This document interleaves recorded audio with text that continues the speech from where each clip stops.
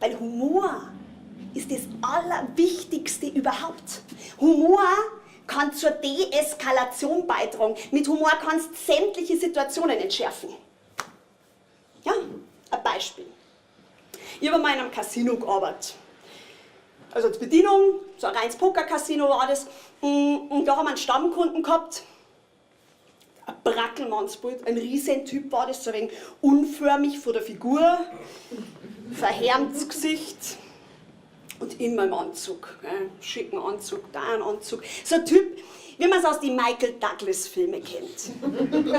So einer in einer hohen politischen Position, der sich dann abends die jungen Dinger aufs Zimmer kommen lässt, wo du im Film immer denkst, um Gottes Willen hat der einen scheiß Job, ich kann gar nicht hinschauen.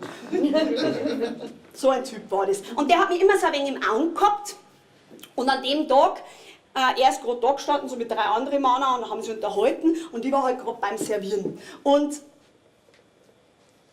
wie wenn er mich fragen darf, was es heute im Angebot gibt, schreit er schon fast zu mir rüber.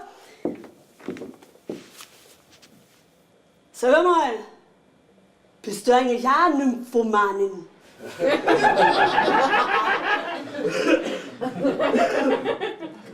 Für eine Millisekunde bin ich innerlich erstarrt.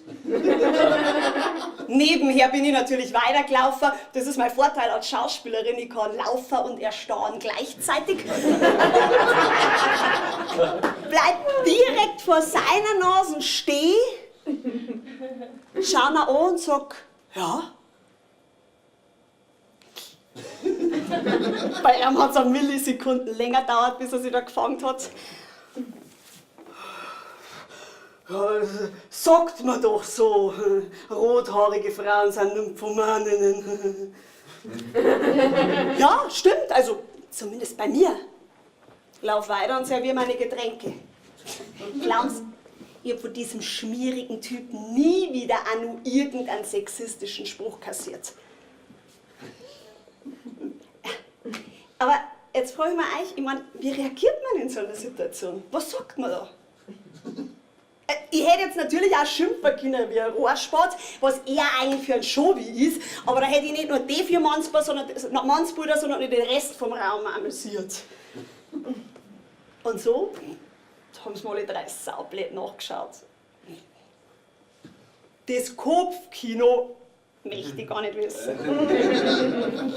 Eigentlich ärgert es mich ja fast, ich hätte ja gleich noch einen drauflegen sollen und sagen sollen, du, sorry, aber meine Listen von Männern ist gerade so lang, bis du da dran kommst, da bist du längst übers Rentenalter hinaus, liegst zombifiziert in einer Gruft, dann kriegst du keinen mehr hoch.